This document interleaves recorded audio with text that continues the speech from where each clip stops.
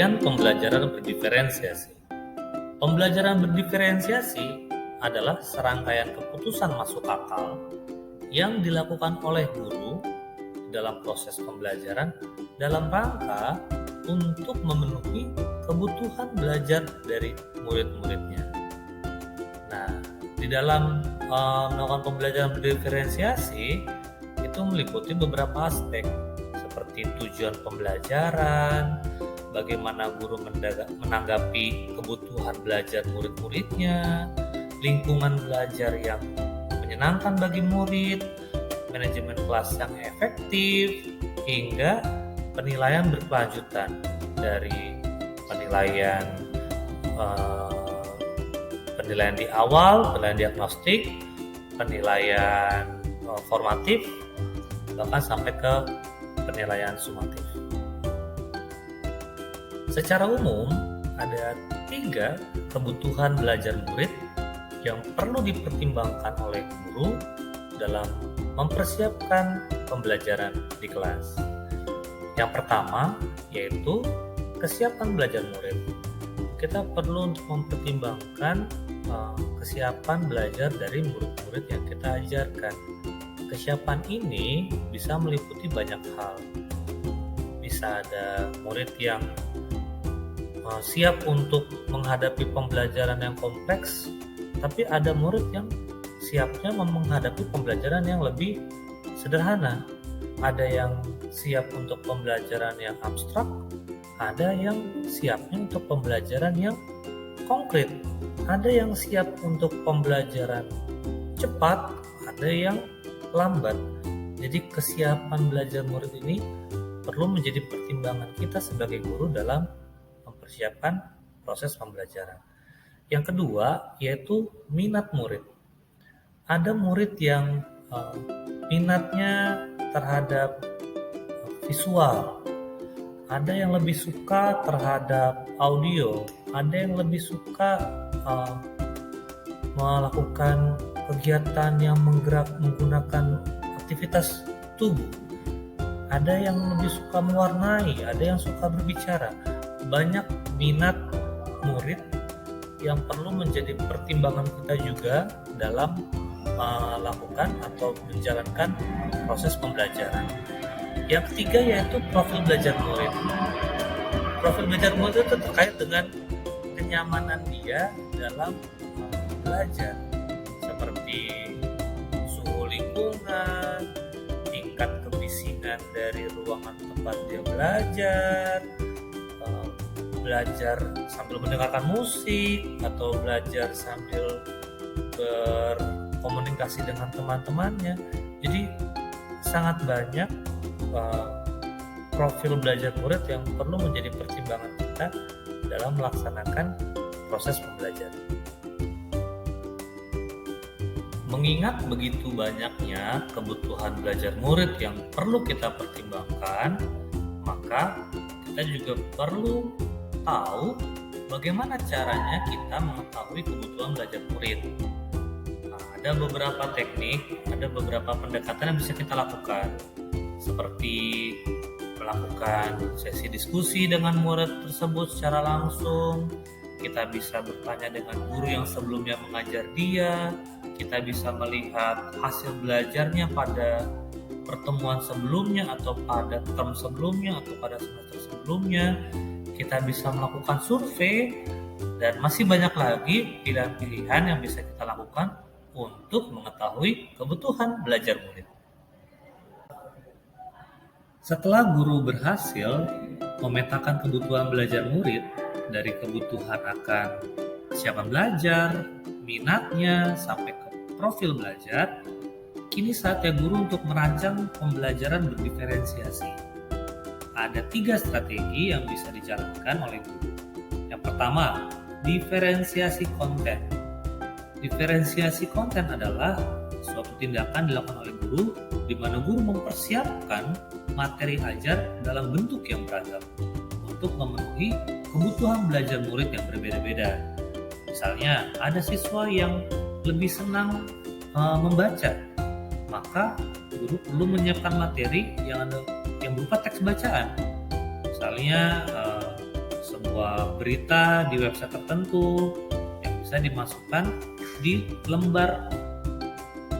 di LMS, di Learning Management System masing-masing. Misalnya saya mengajarkan ekologi, mau masuk bab ekologi, maka sebelum belajar saya sudah posting sebuah berita terkait ekologi, teks bacaan untuk dibaca oleh anak yang punya kecenderungan untuk lebih senang untuk membaca. Bisa juga saya posting video untuk anak-anak yang lebih suka secara visual dan audio. Bisa juga kita mempraktikkan sesuatu, membuat sesuatu untuk memenuhi kebutuhan anak yang kinestetik. Itu yang pertama, diferensiasi konten. Yang kedua, diferensiasi proses. Diferensiasi proses ini artinya guru merancang pembelajaran di mana setiap anak bisa menjalani proses yang berbeda tergantung kesiapan belajarnya. Anak yang kita golongkan sebagai sudah sangat siap untuk pembelajaran yang abstrak, yang terbuka, kita bisa berikan mereka materi ajar yang abstrak dan yang lebih terbuka. Tapi bagi anak-anak yang siapnya untuk materi-materi yang sederhana, maka kita perlu memberikan mereka materi yang sederhana. Sehingga keberagaman proses ini akan membuat mereka terpenuhi tujuan pembelajarannya. Jadi tujuannya sama, tapi proses yang dijalani berbeda. Yang ketiga yaitu diferensiasi produk. Biasanya kita sebagai guru setelah kita melakukan proses pembelajaran, anak-anak diminta untuk mengerjakan tugas. Nah, bisa jadi itu tugasnya berupa tes formatif. Nah, tugas ini kalau zaman dulu tugas setiap anak sama gitu, namanya adil ya. Tapi kalau sekarang kita bisa membebaskan siswa untuk mengumpulkan tugasnya dalam bentuk yang mereka mau, dalam bentuk produk yang mereka mau, sehingga terciptalah diferensiasi. Mau ini berarti sesuai dengan minatnya, tapi jangan lupa guru tetap harus menyampaikan poin-poin penilaian sebelum memberikan tugas, sehingga anak tahu apa yang harus mereka kerjakan. Setelah guru menjalankan pembelajaran berdiferensiasi, maka kita berharap ada manfaat-manfaat yang bisa diterima oleh siswa yang kita ajarkan. Apa saja ya manfaatnya? Yang pertama, hasil belajar jadi maksimal. Ketika kebutuhan belajar dari seorang siswa, seorang anak terpenuhi, maka sudah tentu hasil belajar yang didapatkan jadi maksimal. Maksimal ini artinya memaksimalkan potensi yang dia miliki. Jadi jika si A, si B sama-sama belajar IPA, si A dapat maksimalnya dari yang dia bisa, si B dapat maksimal dari yang dia bisa. Jadi bukan sama, karena setiap orang punya kelebihan dan kekurangan masing-masing. Mungkin si A bisa maksimalnya 100 karena memang dia minatnya di IPA. Tapi di B ini minatnya di seni. Tapi bisa dapat maksimal dia 90. Berarti kalau kita bisa mendorong anak untuk mencapai potensi yang paling maksimal dari diri dia, maka kita sudah berhasil menjalankan pembelajaran berdiferensiasi. Manfaat berikutnya adalah lingkungan belajar yang nyaman.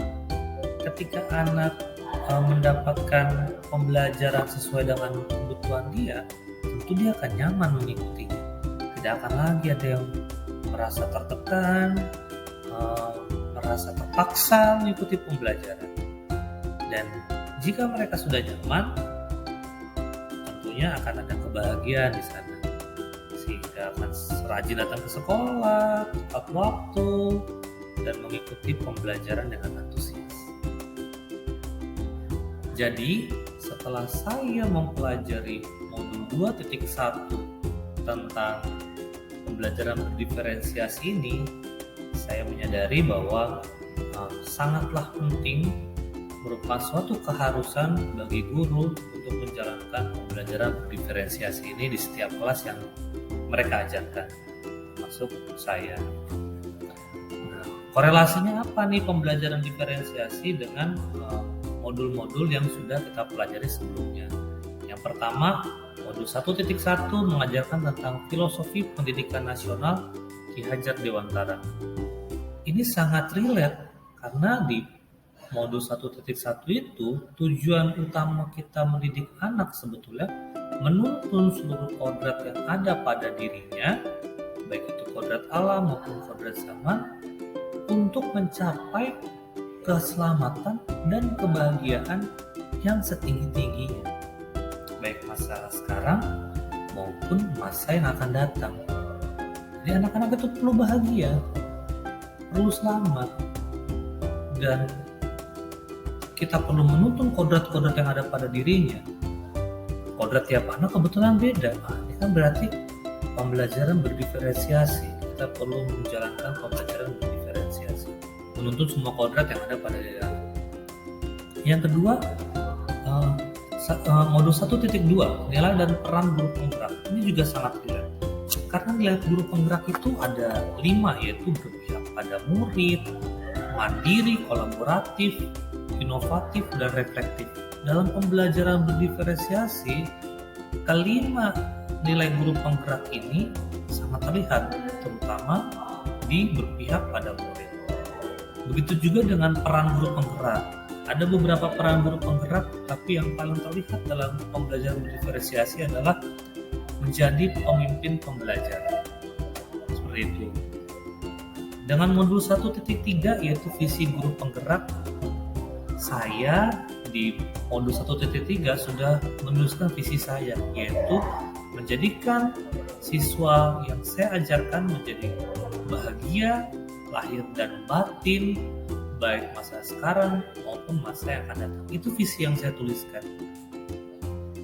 Dan ketika menjalankan pembelajaran berdiferensiasi, sudah jelaskan sebelumnya bahwa anak-anak akan bahagia, siswa akan bahagia.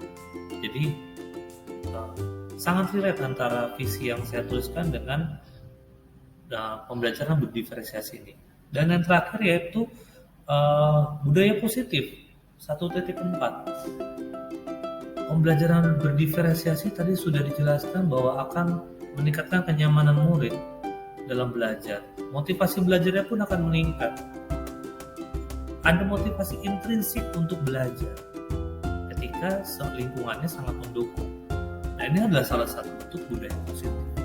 Jadi kesimpulannya adalah mari kita sama-sama menjalankan pembelajaran berdiferensiasi karena ini sangat baik untuk perkembangan murid-murid kita. Salam guru penggerak.